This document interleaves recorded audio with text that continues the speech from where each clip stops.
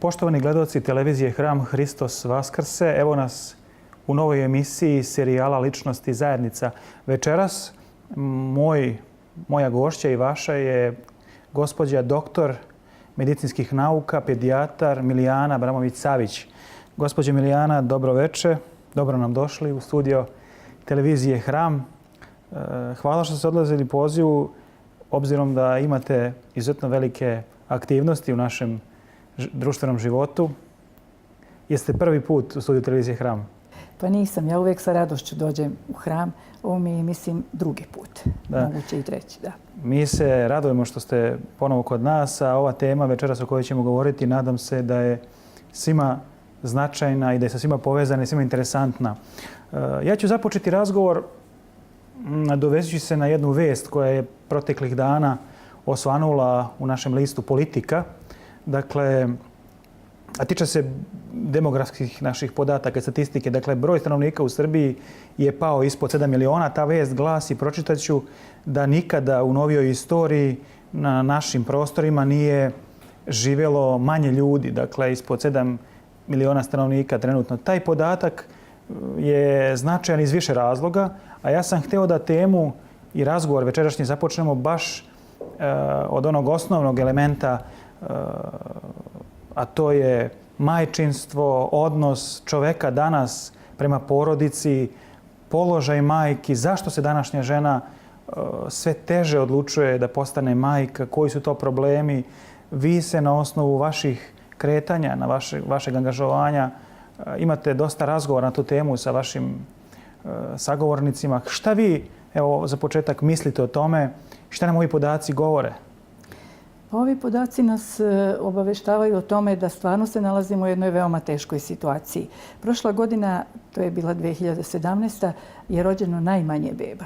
Znači 66.000 i malo više od 66.000, a zna se da preko 107.000 stanovnika svake godine umre. Razlika je za nekih... Preko 107.000? Preko 107. Da. Razlika je između umrlih i rođenih je 37-38.000. To je ogroman broj. Godine, pa to je otprilike veličina jednog vršca. Tako je. Znači svake godine nas je za toliko manje.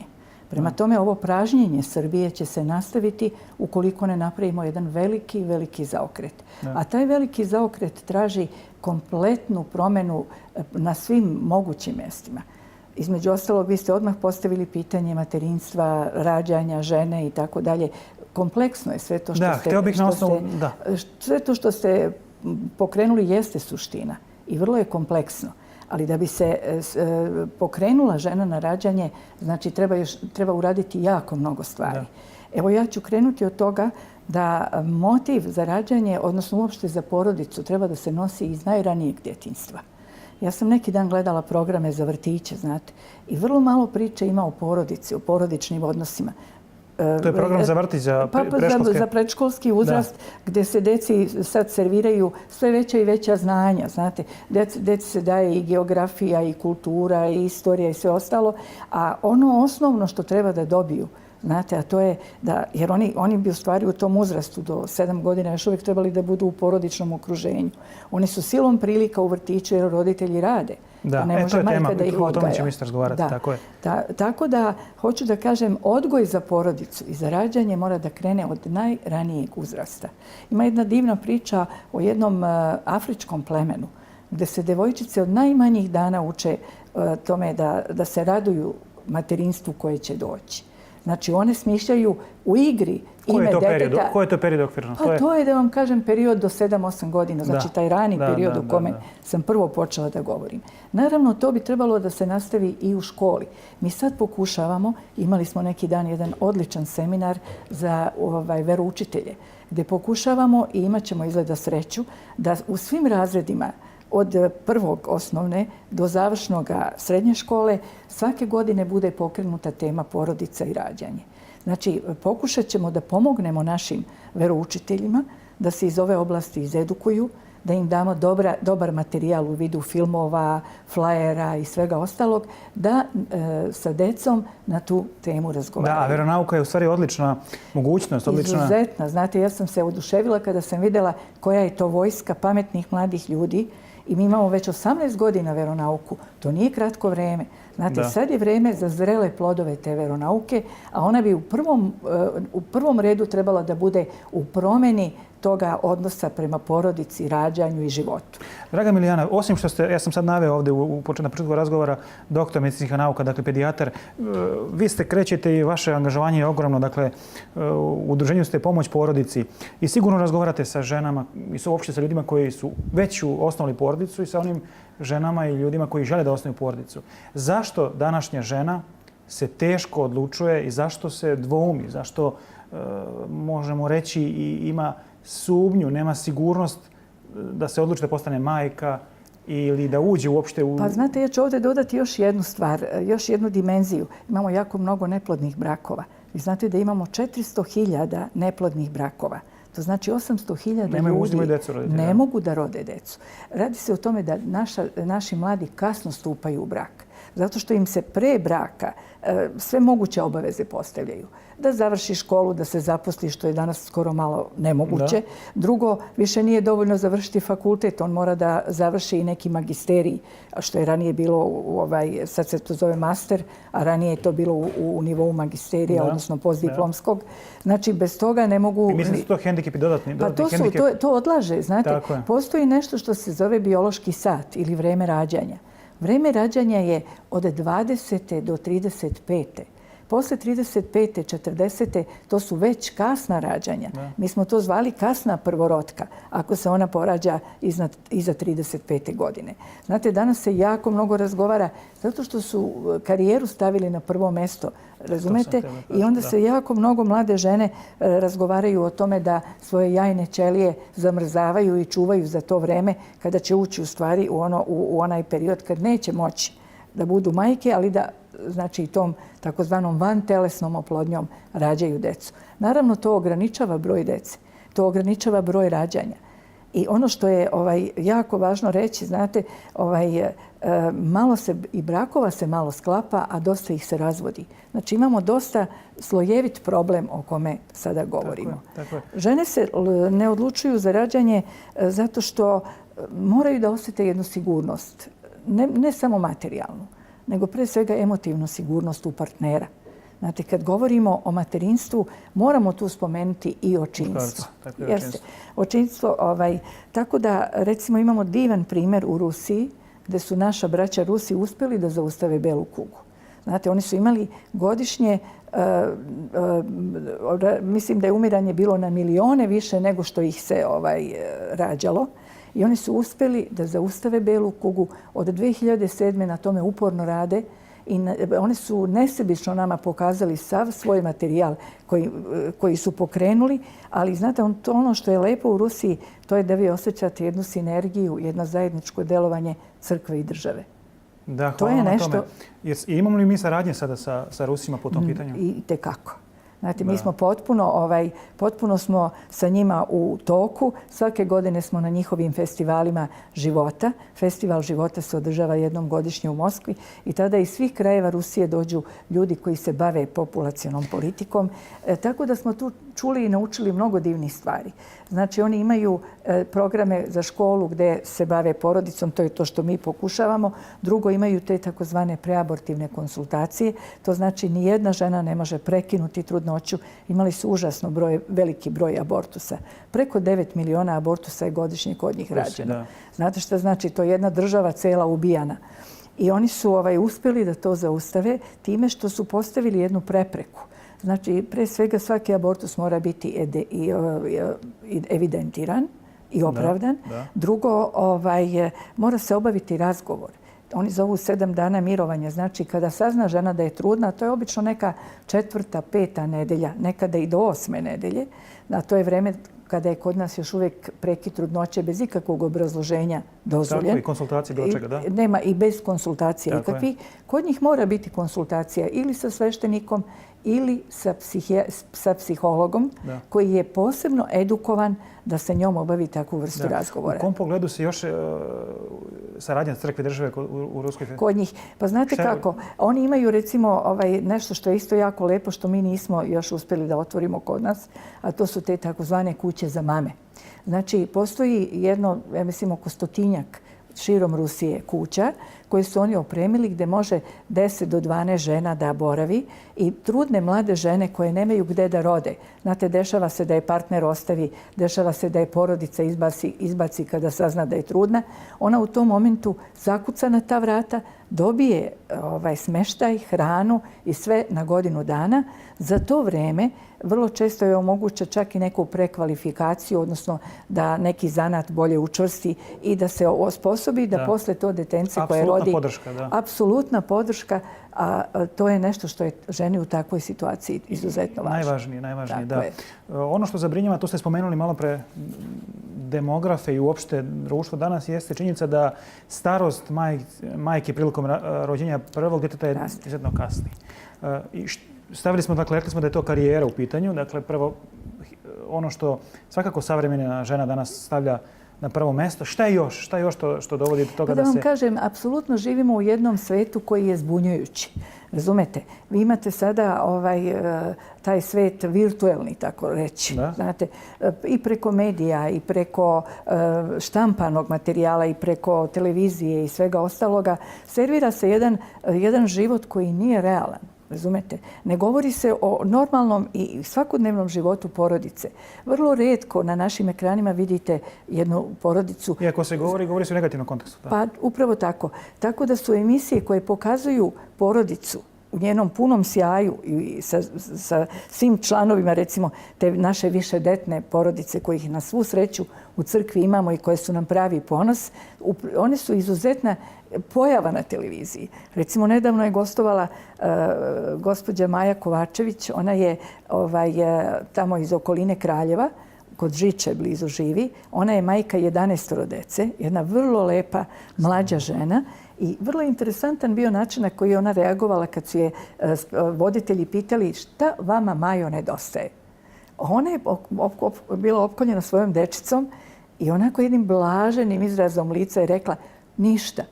Znate, njoj sigurno jako mnogo toga nedostaje jer ja konkretno znam njenu situaciju. Znam da se bore za krov nad glavom jer su ga izgubili u kraljevačkim potresima, onim zemljotresima kad su bili i tako dalje. Suprug joj ne radi, bolestan. Znači, 1000 stvari joj nedostaje. Ali ona ima svojih 11 divne, zdrave dece. I ona je tog momenta pogledala i osjetila punoću u srcu i radost što je majka. I ona je zbog toga, eto, Maja je jedna slika materinstva. Znate, gdje ona faktički kaže meni ne nedostaje ništa, jer ima moju decu. Da. Vi ste sigurno u razgovorima sa budućim majkama ili sadašnjim majkama razgovarate na te njihove probleme i uopšte hendikepe koji čekaju. Koliko muškarac predstavlja problem, odnosno koliko roditelj, otac nije dovoljno spreman odgovori izazovima da bi majka bila majka? Pa znate kako, mislim, kompletna ekonomska i sva ostala situacija ne ide nam u prilog kada o ovakvim temama razgovaramo, ali na svu sreću ima još pravih muževa, tako da kažem, i mužestvenih ljudi, znate, koji spremno ulaze zajedno sa svojim supružnicama, sa svojim suprugama, ženama, majkama, ulaze u tu borbu koja se zove život. I oni se toga ne boje. Kad ima takvog jednog čovjeka pored sebe, onda ženi nije problem da rodi dete. Znate, ono što u porodici treba da struji i bez čega ne može, to je ljubav. Znate, a da bi bila ljubav, porodica mora biti hristijanizovana. Razumete? Jedino tamo gdje je Hrist glava i gdje porodica tome svakodnevno, kako da kažem, na taj način živi, onda stvari dolaze na svoje mjesto. Jer, znate, da vratimo ženi pravo mesto u društvu, moramo je prvo vratiti i mesto u okvirima crkve. Moramo je malo više verovati. Moramo je malo, pogotovo u tom humanitarnom i tom takozvanom svakodnevnom životnom radu, dati joj prostora i verovati joj da ona to može. Tako da će onda se i prostor za materinstvo kao najsvetiju dužnost. Znate, jer nema što, kako je rekao naš sveti vladika Nikolaj, nema biće koje je sličnije Bogu nego što je majka. Majka, da. Ona je ta koja stvara novog čoveka, odnosno duh sveti naravno diše tamo gde on hoće, ali kada krene detence da raste, ono raste u majci, ono živi, oni dvoje su jedno, kao što kaže ova moja knjižica o prenatalnoj psihologiji. Oni tih 9 meseci ili 40 nedelja trudnoće su potpuno jedno biće. Zato što u toj, kako se zove, posteljici gdje se bebica udobno smesti i gdje je okružena sa tečnošću, preko pupčanika ona dobija svu hranu i sve ono što je treba, kiseonik i sve ostalo od svoje majke. Ali preko tog pupčanika i sve njene emocije i sva njena razmišljanja i sve njene i tuge i radosti na neki način deluju na ovo malo detence. I zato se bebice nekad rađaju potpuno smirene, ako je beba nošena u miru, ako je stvarno bilo blagosloveno stanje. A to znači, kako naš narod zove, kaže, nije žena u drugom stanju, kako se kaže, nego ona u blagoslovenom stanju. Jer je Gospod blagoslovio plodom, odnosno detetom. I ona kad nosi mirno, kada se moli, kada se za vreme trudnoće pričešćuje, ona spremna ulazi u taj proces rađanja, odnosno u sam čin rađanja i te velike radosti prvog plača deteta. Da. Spomenuli ste u prethodnom odgovoru, govorili smo na tu temu, kada počinje priprema ženskog deteta za majčinstvo, za materinstvo. Pa ste spomenuli da je to period do 7. godine. Da li mislite da su naša deca danas i suviše rano odvojena od roditelja, od majki, da su prepuštena ustanama kao što su vrtići, predškolske? Tu nam je jedan prostor. Znate, faktički život deca uče uzorom. Znate, deca moraju da gledaju da bi mogla da znaju kako će da žive. Prema tome, nekada su deca živela u velikim porodicama. Tu nije bio samo otac i majka, tu su bili baka i dede, tu su bili stričevi, to su one naše čuvene zadruge. Onda nije bilo čudo ni rođenje deteta, niti da pomogne malom detetu da prohoda. Znate, sve je nekako išlo prirodno. A danas žene, prvo dete koje uzmu u svoje ruke je obično njeno dete koje je rodila. I onda je ona puna straha. Od momenta začeća do momenta rađanja ona se samo pita kako će i šta će. Jer nije imala primjer. Znate, tu je problem. Znači, deca danas žive bez tog primjera. Tako zbog toga kažem da bi trebalo na te teme razgovarati i sa malom decom, i sa školskom, i sa omladincima. Naravno, sa svakim od njih na onom nivou koji oni mogu da razumeju. Da bi se u stvari, kako da kažem, mladoj osobi prosto vratio osjećaj jedan i znanje kako ta porodica treba da izgleda i šta su to unutar porodični odnosi. Postoje divni edukativni filmovi, znate, i mi sad pokušavamo to da umnožimo kad ne možemo na drugi način i da istaknemo te primere porodica koje stvarno skladno žive. Jer danas, priznaćete, u javnosti imate mnogo više informacija o problemima unutar porodice nego o skladnom životu unutar porodice. Tako da se time mladi ljudi plaše. Jako se mnogo govori o nasilju u porodicama. Izglasani su novi zakoni i od kad su ti zakoni promovisani, čini mi se da je situacija još teža. Još je veći strah. Jer jednostavno kao nasilje se markiraju stvari koje nisu nasilje. Razumete? Nesporazuma će uvek biti. Ali dajte da pokušamo da omogućimo porodici da skladno živi, da pomognemo. Ja uvek kažem da jedna hrišćanska porodica meni tako izgleda krstoliko. Znate, ona mora biti otvorena prema Gospodu u vertikalu, prema Bogu i verovati. Vera je izuzetno važan element jedne zdrave porodice. A drugi deo krsta, to su onaj horizontala, to je otvorenost naše porodice prema široj porodici. To su znači stričevi, strine, tetke, pa čak i komšije, kumovi i tako dalje. Kad porodica tako živi otvoreno, onda nema problema koji se neće rešiti i neće onda narasti te tenzije da se moraju završavati nasiljem i daleko bilo je onim najcrnjim ishodima, znate. Ako budemo promovisali takvu zdravu porodicu i o njoj pričali, onda će biti više i trudnoća i više dece u našim kućama i onda će nam tek krenuti na bolje. Može li se problem nasilja u porodici i uopšte problemi porodice rešiti zakonima? Bar ovakvim kakvim mi danas imamo. Znate kad kaže, dok nisi mi rekao, dok mi zakon nisi pokazao, greh za greh nisam znao. Znate. Otprilike, zakon neće rešiti ako mi ne budemo druge stvari unutar naše zajednice rešavali. Znate. Upravo ako ne budemo obraćali malo više pažnju susjed na susjeda, malo da vratimo onu toplinu koju smo međusobno imali. Nekada niste mogli da pojedete kolač sami, nego se to nosilo celom komšiluku. Pa ako miriše kuća na kolače, onda miriše od prvog sprata pa do 5. Koliko se dugo, gledajući sada unazad vašu karijeru i vaš život, bavite porodicom, brakom, majčinstvom? Pa da vam kažem, ja sam pedijatar i to nekako samo po sebi ide. Znate. Moji pacijenti su dečica. Prema tome, a kad radite jedan posao takav, onda sagledate celinu. I kada meni uđu roditelji i ja kad gledam detence koje nije dobro, ja onda opet krenem od trudnoće. Kako ste nosili, da li ste u trudnoći bila zdrava, da li su odnosi u kući bili dobri. I vrlo često otkrijem da su nesporazumi krenuli još pre trudnoće, da u trudnoći nije bilo dobro i to se već na tom detencetu od godinu ili godinu i po itekako vidi. Znači, to ostavlja velikog traga na deci ako nije sklad. Da bi se odgojila zdrava deca treba dosta umeća, treba harmonije, treba ljubavi. Razumete, ali to sve, kažem, mladi ljudi nemaju gde da vide. Nažalost, mnogi su iz razrušenih porodica.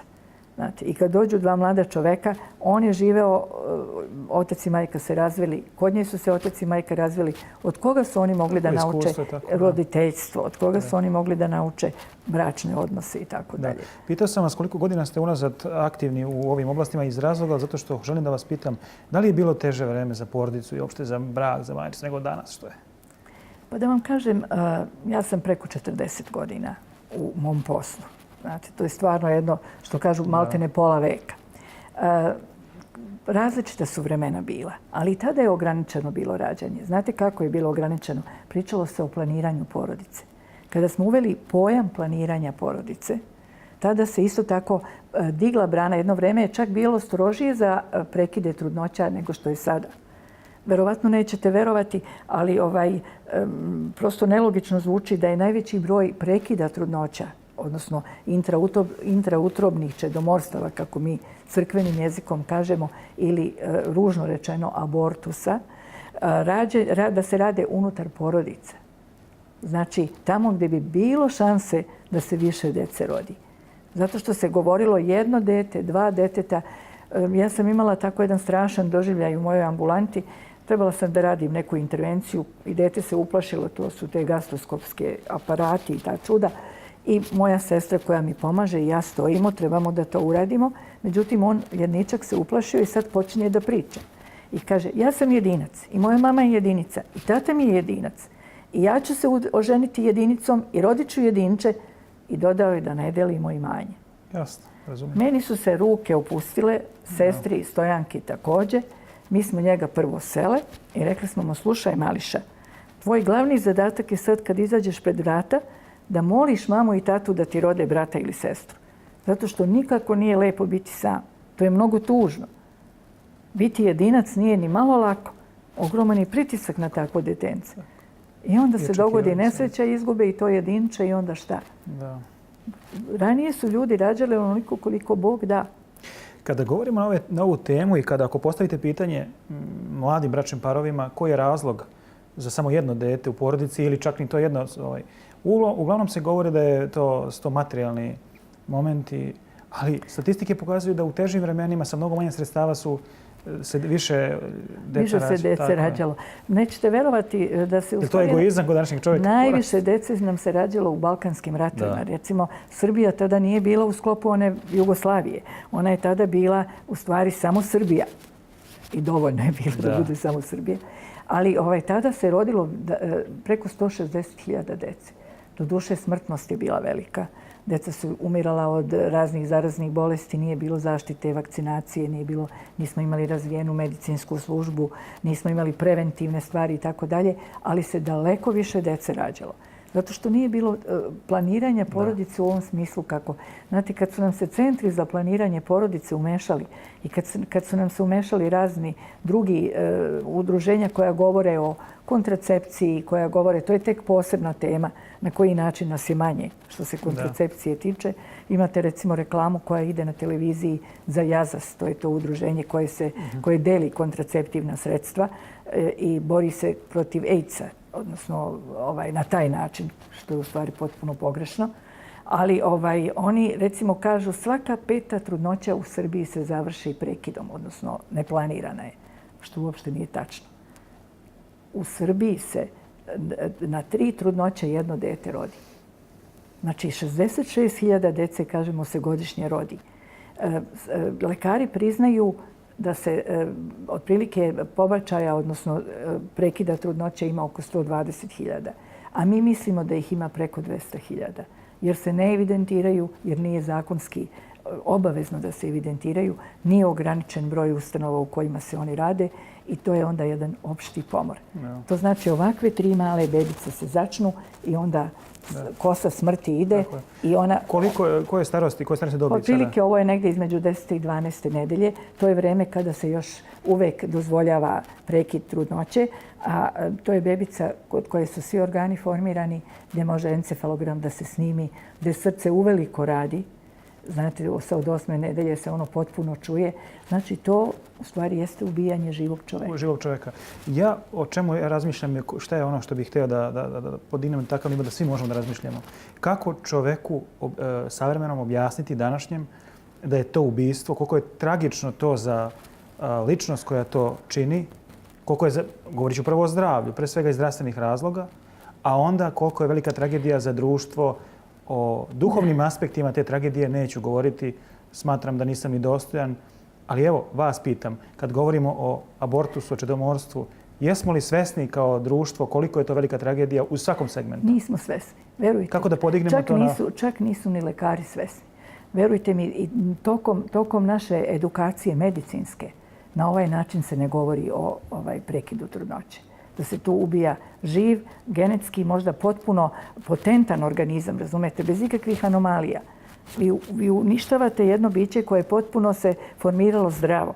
A posle toga se borite, razumete, da održite neko detence. Ja kažem, sva djeca treba da se rode i da dobiju šansu. Ali je strašna pomisao da toliko zdrave djece uništimo. Razumete? Nisu svesni. Nisu svesni ni lekari. Mi na tom polju hoćemo da radimo. Razumete, sa njima. Treba prosto osveštavati, treba objašnjavati, jer taj se deo ne uči. To je edukacija. Dakle, a to bi trebalo da bude edukacija i da se objasni u kakvom, odnosno da se na taj način, kao što su neke zemlje uradile. Na Islandu su, na primjer, da bi se uradio prekid trudnoće, velike procedure. Ne može tek tako da se to uradi. Primjera radi? Pa da vam kažem, od debele medicinske dokumentacije i razloga, znači prekid mora biti jako dobro obrazložen. Jer on ostavlja, znači jedan problem je što se ne osvetljava taj deo da je to život i da mi uništavamo svetinju života koja nam je Bogom dana. A drugi deo je, ne govori se ženi o posljedicama. Što je još isto tako važno. Kaže, znate, kaže joj se doslovce, sad je to tehnički jako dobro se radi i neće biti nekih problema, to ćemo mi tehnički dobro uraditi. Razumete? Ne bih htjela da govorim o raznim tehnikama jer su izuzetno drastične, ali sigurno je da može da ostavi zdravlje, da poremeti hormonalni status žene, da se možda više nikada ni jedna beba u toj utrobi... Što je u praksi itekako poznato sada. Dešava se, znate, određeni procenat žena ostaje sterilno. Pogotovo problem je ranih prekida trudnoće kod devojčica. Znate, mi imamo, nažalost, veliki broj maloletničkih trudnoća. To je opet sad posebno pitanje kako žive mladi ljudi, znate, i koliko im se objašnjava problem tog promiskuitetnog od života, odnosno promjena partnera i tako dalje. I te mlade žene mogu da ostanu sterilne. Drugo je, mogu da dobiju hronična upalna obolenja različite vrste. Treća stvar koja je isto za ženu pogubna, dešavaju se poremećaji psihički. koji u stvari u prvi moment ne izgledaju duboko, ali što kažu ginekolozi, možemo da izvadimo dete iz žene, da ga uništimo, ali ne možemo iz njenih misli da ga maknemo. Znači ona će se uvek toga deteta sećati i uvek će se sećati toga prekinutog života i onda se dešavaju takozvane ciklične depresije. Znači ona upada u depresiju uvek u ono vreme kada je u stvari taj život bio uništen. Kada je prekinut, tako je. Kada je prekinut život, razumete? Pa deo njene ličnosti je... Deo njene ličnosti je s time otišao, znate, a s druge strane to može da ostavi velikog traga na porodicu. Vrlo često posle toga nemate kompaktne odnose između muža i žene. Više nema dobrih supružanskih odnosa. Da. Što kažu, dođe do razdvajanja i od stola i od postelje. Dakle, ono što je veliki problem to je kako predočiti, edukovati današnjeg čovjeka i muškarca i ženu koliko je velika tragedija abortusa i nasilnog prekida trudnoće. Ja ću vas zamoliti još jednom da pokažete što ste donijeli u studio, dakle, koliko nedelja je bebica stara koju držite u svojim rukama i koji su organi već razvijeni u funkciji. Tako je. Pa vidite, ovo je bebica negdje između 10. i 12. nedelje. Znači, to je vreme kada se još uvijek može kod nas zakonski prekinuti trudnoća. Oko 12. nedelje, jel? Oko 12. nedelje. Znači, srce već bije uveliko od 8. nedelje. Encefalogram, to znači aktivnosti mozga mogu da se snime. Tu su pokreti već evidentni, tako da ih mogu višerotke osjetiti. Ono otvara i zatvara usta, znači okice su formirane. To je otprilike jedan mali čovjek, znate, koji sada treba samo u nastavku da raste. Jasno. A suštinski mi tu život prekidamo. Da li vam se čini možda, evo još smo na ovoj temi, da kada žena dođe u tu situaciju, da odlučuje da li će nečiji život nositi u sebi, da li će ga iznijeti i Božje delo i Božji lik doneti na svet, da li je suviše opterećeno društva, od porodice, od zajednice? Koliko je u stvari i muškarac odgovoran za abortus? Koliko porodica odgovorna? Koliko smo svi mi odgovorni? Svi smo odgovorni. Vjerujte da smo svi odgovorni, jer nekad jedna reč može da zaustavi taj haos koji nastaje u ženinoj glavi. Tu u tom samom početku ona ima prvo promjenu hormona. Znači već tu malo mutno razmišlja. Drugo, znate, ona promjena je hormona. Drugo, ona traži jednu sigurnost, traži potporu. Traži čvrstu mušku ruku koja će reći to je naše detence i mi ćemo se zajedno boriti. Nemoj da se bojiš materijalnih. Stvorit ćemo. Na koncu konca Gospod nikoga nije ostavio. Znate, i ptice nebeske imaju hranu, a kamoli neće čovjek, razumete? Prema tome treba ohrabrenje. Treba ohrabrenje i zato ja ističem ovo što su uradili u Ruskoj crkvi. Znači, ako izneveri porodica, ako izneveri partner, ako iznevere svi, mi iz crkve ne bi smeli da izneverimo. Mi bi morali tu da prihvatimo takvu jednu mladu ženu i da omogućimo da se to detence rodi. Da se borimo za svaki život. Tu je naša sada funkcija. A da bismo to mogli uraditi, znate, moramo i ženi vratiti njeno mesto u crkvi. Hvala vam na ovoj temi, na ovom razgovoru i na ovom vremenu koje ste izdvojili. Za kraj nemamo još puno vremena, a upravo to što ste sad izgovorili, to ću vas zamoliti da prokomentarišete. Na stolu u našem studiju je knjiga koju ste donijeli, a to je knjiga gospodina Ljubomira Rankovića, Žena, ikona crkve i blago sveta. Za kraj nemamo puno vremena. Da li je današnji položaj žene zavidan? Šta vi o tome mislite? Koja je uloga i položaj žene u stvari koja je od Boga nama namenjena? Pa, znate, služenje Gospodu i služenje u našoj crkvi jeste rađanje. To je ženska biološka funkcija. Ona je od nje odaljena. Odaljena je veštački. Nametnuta joj je i karijera koja mora biti izuzetno uspešna. Nametnuto je hiljade nekih funkcija. Znate, kao ono kada od lišća ne vidite šumu, ne vidite stablo, ne vidite ono što je najvažnije. A njena funkcija, ona jeste rađanje. Znači, kada se ona vrati sebi samoj, kada se vrati svoje suštini, onda će se lakše odlučiti i da zadrži bebicu i da je nosi 9 mjeseci i da joj bude posle toga nežna majka. Jer kako divno kaže naš dečiji psihijatar, profesor Bojanin, on kaže po rođenju, znači po završetku ovog prenatalnog perioda tih 9 mjeseci i izlaska u taj spoljni svet, dete se u stvari oslanja na inteligenciju i toplinu i emociju majke. Ona je tada presudna, njen glas, njen ritam kojim ljulja bebu njeno mleko iz njenih grudi koje je više nego hrana, sve je to ono što stvara novog čoveka. Da. Ako ženi vratimo u majčinstvo, može li društvo da očekuje boljitak i napredak u svakom smislu? U tom smislu, tada će društvo krenuti naprijed. Hvala vam, gospođo Milijana. Dakle, malo vremena za ovako značajnu temu. Našim gledalcima bih saopštio i najavio da je ovo samo prvi deo našeg razgovora. Ako Bog da, srešćemo se i kod vas u prostorijama Centra za život. Centra za život. Tada očekamo da pored vas bude gost i gospodin naš doktor Bojan Cakić koji je na čelu Centra za život. Tako, a ovu temu ćemo samo tada dodatno proširiti i nadam se na korist svih nas. Mnogo vam hvala. Bilo mi je zadovoljstvo. Poštovani gledalci, bila je ovo još jedna emisija Ličnosti zajednice. Hvala vam puno na pažnji i do novog viđenja.